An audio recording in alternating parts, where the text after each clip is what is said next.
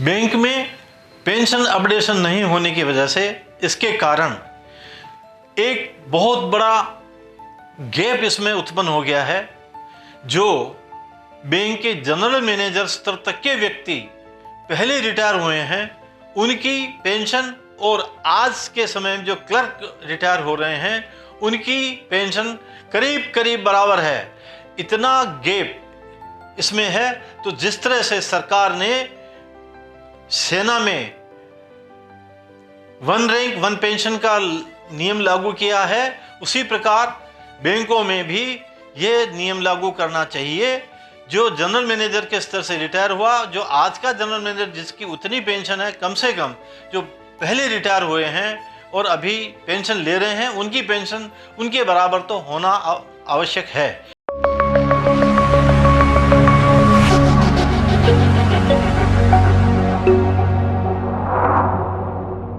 नमस्कार, मैं हूं रश्मि पंड्या शर्मा और आप देख रहे हैं टिंटिन फिल्म एडवेंचर्स का शो बैंकिंग कल्चर लाइव। हमारा आज का विषय है बैंक पेंशनर्स।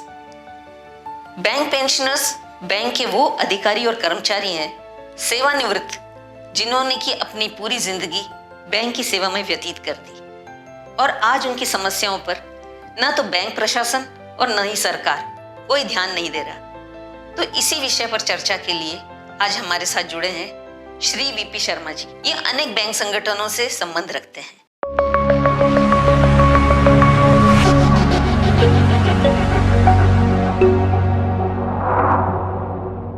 शर्मा साहब, सरकार में शुरुआत से पेंशन का प्रावधान था, लेकिन बैंकों में शुरुआत में पेंशन नहीं दी जाती थी। लेकिन ये बैंक में पेंशन की शुरुआत कब से और कैसे शुरू हुई? सिविल सर्वेंट्स, सरकारी कर्मचारियों को सेवानिवृत्ति के उपरांत तुरंत पेंशन का भुगतान पूर्व में होता रहा है और अभी भी होता रहता है।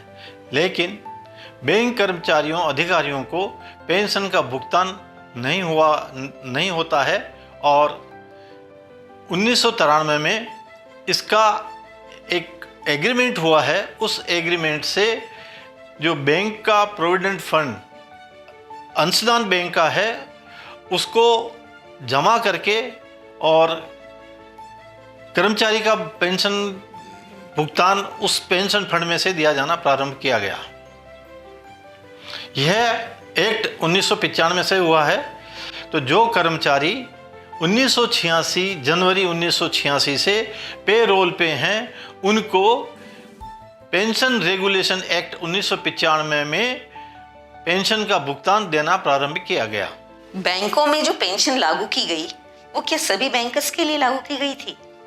पेंशन जब बैंक में रेगुलेशन एक्ट 1995 से लागू की गई है, उस समय कर्मचारियों को एक ऑप्शन दिया गया था कि वे चाहें तो पेंशन लें, वे चाहें तो अपना जो बैंक का प्रोविडेंट फंड का अंशदान है वो लेना चाहें तो वो ले लें। एक ऑप्शन उनको दिया गया था।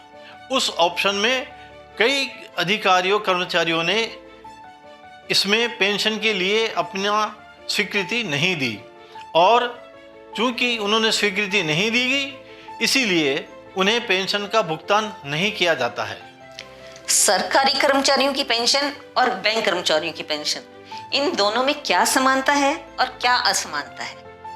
सरकारी कर्मचारियों को पेंशन का भुगतान जब वे रिटायर होते हैं तब से ही उनको प्रारंभ कर दिया जाता है। बैंक कर्मचारियों को भी जो banking regulation pension regulation act 35(1) है, उसमें ये प्रावधान दिया गया है कि ये स्टैच्यूटरी उनकी लायबिलिटी है। इसलिए रेगुलेशन एक्ट लागू होने के बाद जिन लोगों ने इसके लिए अपना ऑप्शन दिया है, जो इसमें अपनी सहमति प्रदान की है, उन्हें पेंशन का भुगतान जो जनवरी 1986 से पेरोल पे हैं, उनको पेंशन का भुगतान प्रारंभ कर दिया गया था।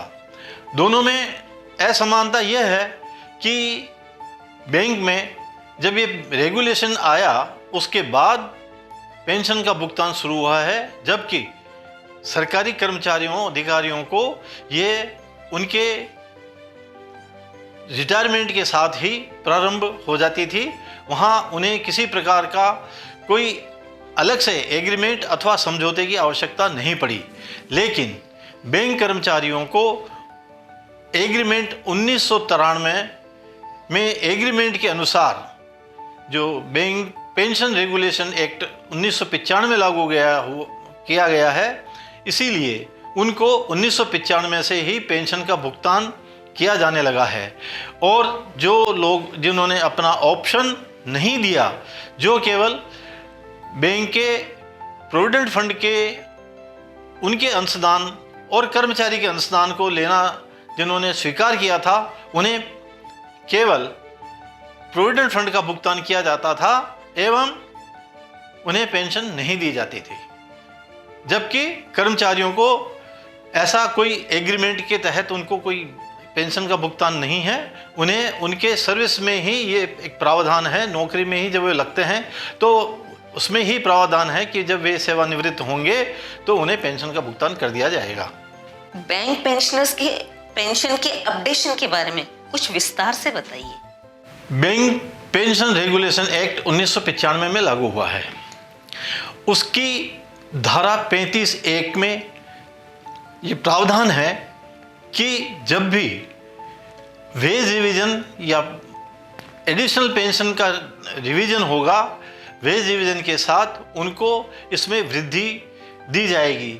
लेकिन सरकार ने और आईबीए ने इस नियम के होते हुए भी बैंकर्स को पेंशन का भुगतान में वृद्धि अपडेशन नहीं किया। पेंशन रेगुलेशन एक्ट 56 में यह प्रावधान किया गया है कि जो पेंशन का रिवीजन है वो सिविल पेंशन के सिविल कर्मचारियों, राज्य के कर्मचारियों को जो पेंशन दी जाती है उसी के समान इसमें भी वृद्धि की जानी चाहिए। लेकिन सरकार ने और आईबीए ने भी इस प्रावधान का उल्लंघन किया है। कभी इसमें समानता होते हुए भी उनको कभी समान नहीं किया। इसी प्रकार section 5 regulation act pension regulation act का सेक्शन 5(2) उसमें ये प्रावधान है कि जो पेंशन फंड है उसका उपयोग केवल और केवल पेंशन भुगतान में ही किया जा सकता है। अभी हाल ही में जो बैंकों का 11वां वेतन समझौता हुआ था, इसका बैंक पेंशनर्स के पेंशन पे कुछ प्रभाव पड़ेगा? बैंक कर्मचारियों अधिकारियों ने जब भी वेज रिवीजन की वार्ता हुई है उसमें पेंशन अपडेशन का भी विषय रखा है। लेकिन पहले आईबीए ने कभी इस पर गौर किया ही नहीं है। पिछले वेतन समझौते 10वें वेतन समझौते में उन्होंने इसको ये रखा था कि हम आपकी बात सुन लेते हैं, लेकिन उस पर कोई विचार नहीं किया गया था। 11वें वेतन समझौते में भी ये मांग थी कि बैंक कर्मचारियों अधिकारियों की जो पेंशन है उसमें अपडेशन, यानी जैसे जैसे वेतनमान में वृद्धि होगी उनकी पेंशन में भी वृद्धि होनी चाहिए। लेकिन इस बार भी चूंकि पूरी तरह से इस विषय पर ज़्यादा गंभीरता से विचार विमर्श नहीं हुआ, इस बार भी कोई इस पे परिणाम नहीं निकला है, पेंशन अपडेशन नहीं किया गया है। किंतु जब मीटिंग में उसके अंतिम समय जब हो रहा, उसका जो फाइनल नोट पे दस्तखत होने थे, तब आईबीए के चेयरमैन ने ये ज़रूर बोला है कि जो फैमिली पेंशन है उसमें वृद्धि का वे सरकार को अपना प्रस्ताव प्रेषित करेंगे और संभावना है कि फैमिली पेंशन में वृद्धि 30% की जो मांग है वह मान ली जाएगी। आईबीए ने अपनी एजीएम की मीटिंग 10 नवंबर 2000 को बुलाई थी। उसमें भारत सरकार की वित्त मंत्री अतिथि थी और उन्होंने अपने उद्बोधन में अपने एक विचार व्यक्त किए थे कि जो कर्मचारी अभी कार्यरत हैं उनके उसी अनुरूप में, उसी प्रकार से जो रिटायर्ड कर्मचारी हैं, रिटायर्ड अधिकारी हैं, उनको भी उसी प्रकार से देखा जाना चाहिए, उनमें असमानता नहीं होनी चाहिए। इसलिए हमें आशा थी कि शायद अब सरकार और आईबीए उनकी आंखें खुलेंगी और वे जो पेंशन अपडेशन का मामला है उस पर ध्यान देंगे।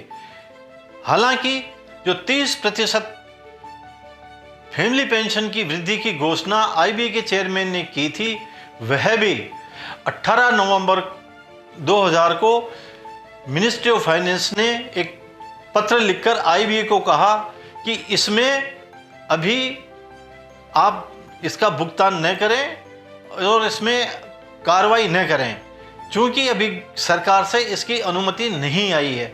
जब उसकी भी अनुमति नहीं दी गई है तो जो वित्त मंत्री ने उस उद्घोषण में जो उनके जो विचार थे, उन विचार के अनुसार नहीं लगता है कि पेंशन अपडेशन के मामले में भी कोई गंभीरता से विचार किया जाएगा। शर्मा साहब, जिन लोगों ने पहले पेंशन ऑप्शन नहीं लिया था, बाद में उसका ऑप्शन लेना चाहते थे, तो उसके लिए क्या कोई प्रावधान किया गया था? जब पेंशन रेगुलेशन एक्ट 1995 में लागू हुआ था, उस समय जो ऑप्शन जिन लोगों से मांगे गए थे और जिन्होंने अपनी सहमति स्वीकृति पेंशन के लिए दे दी गई थी, उनको पेंशन का भुगतान लागू हो गया। किंतु जिन लोगों ने पेंशन ऑप्शंस नहीं लिया था, उसके लिए भी बैंक अधिकारियों कर्मचारियों को इसमें संघर्ष करना पड़ा है।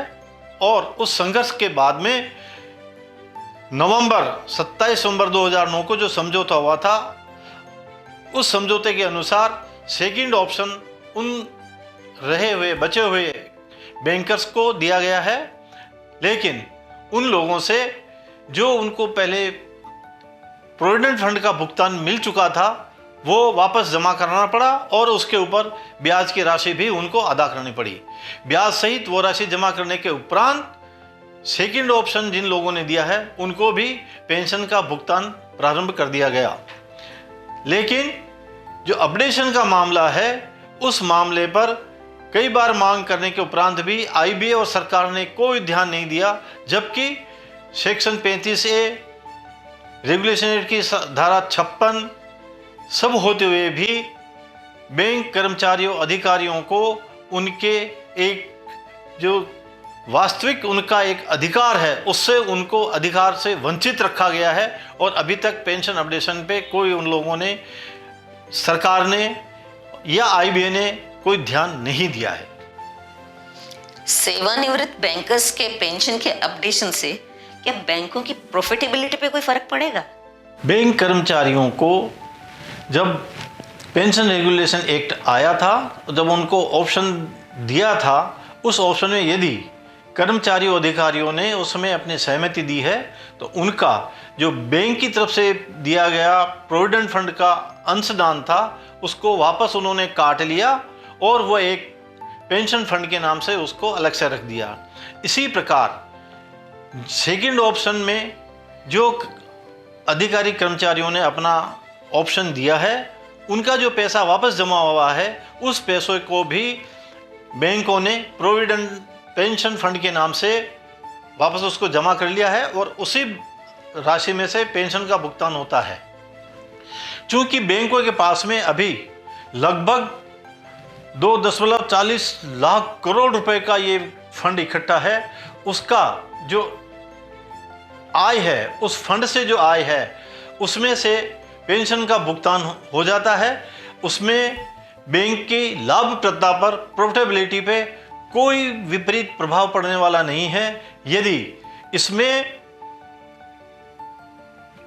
सरकार सहमत होती है, आईबीए सहमत होता है, तो बैंकों की प्रॉफिटेबिलिटी पे इसका असर नहीं होने वाला है। लेकिन आईबीए हर बार हर वेज रिवीजन की मीटिंग में ये बोलता है कि चूंकि इससे बैंकों के लाभप्रदता पर बहुत फर्क पड़ेगा, हम एक्चुअरीज अपॉइंट करेंगे। वो एक्चुअरीज जो हमें हिसाब बताएंगे, जो जिस तरह से वो अपनी रिकमेंडेशन देंगे कि बैंकों के ऊपर कितना भार लाभप्रदता पर इस पेंशन अपडेशन का आने वाला है, उसके बाद ही हम इस पर विचार करेंगे।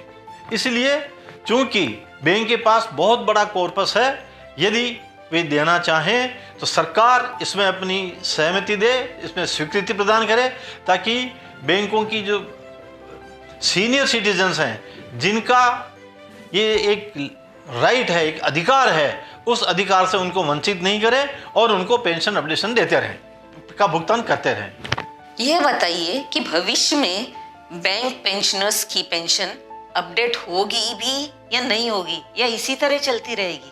मैंने जैसे पूर्व में बताया है कि बैंक में जो पेंशन दी जाती है वह पेंशन फंड में से दी जाती है।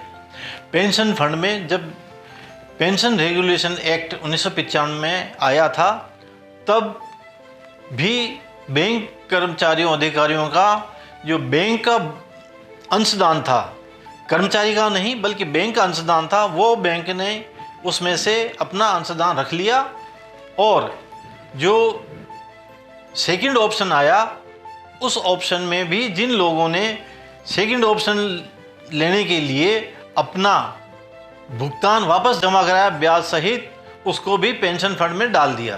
तो पेंशन फंड में से जब भुगतान कर रहे हैं, फिर भी सरकार इस पे एक जो राइट है उसको ध्यान में नहीं रख करके भुगतान नहीं कर रही है। तो मेरा जहाँ तक विचार है, ये एक संघर्ष की बात है। इसमें बैंक रिटायर्ड कर्मचारियों अधिकारियों को और संघर्ष की आवश्यकता रहेगी, उसके बिना सरकार इस मामले पर ध्यान नहीं देगी। अभी हाल ही में बैंक सेवानिवृत्त कर्मचारी अधिकारी एक भाजपा के सांसद से बेंगलोर में मिले हैं और उनको अपनी वेदना प्रकट की। तब उन्होंने बताया कि मुझे इस बारे में जानकारी है और आज आप लोग यहाँ आए हैं तो मैं आपकी जो मांग है इस मांग को सरकार तक पहुँचाने का पूर्ण प्रयत्न करूँगा, ताकि आपकी एक जो वेदना है इससे आप लोगों को निजात मिल सके। शर्मा जी, जब सरकार पेंशन अपडेशन के लिए नहीं मान रही है तो क्या बैंक पेंशनर्स को कोर्ट में नहीं जाना चाहिए? सेवानिवृत्त कर्मचारी अधिकारियों के संगठनों ने, जहाँ तक मुझे याद है, 2 उच्च न्यायालयों में रिट पिटीशन लगाई हुई है। मद्रास उच्च न्यायालय और बेंगलोर कर्नाटक उच्च न्यायालय में ये मामले अभी लंबित हैं। वहाँ मामले पेंशन अपडेशन के चल रहे हैं। इसी प्रकार माननीय सर्वोच्च न्यायालय ने भी एक टिप्पणी की है कि पे रिवीजन और पेंशन रिवीजन इनसेपरेबल है, अर्थात यदि वेज रिवीजन होता है तो पेंशन रिवीजन, पेंशन अपडेशन भी उसके साथ होना चाहिए। इसी को आधार मानकर यदि सेवानिवृत्त कर्मचारी अधिकारियों के संगठन माननीय सर्वोच्च न्यायालय में जाते हैं तो मैं समझता हूं उन्हें कुछ रिलीफ मिलने की संभावना हो सकती है।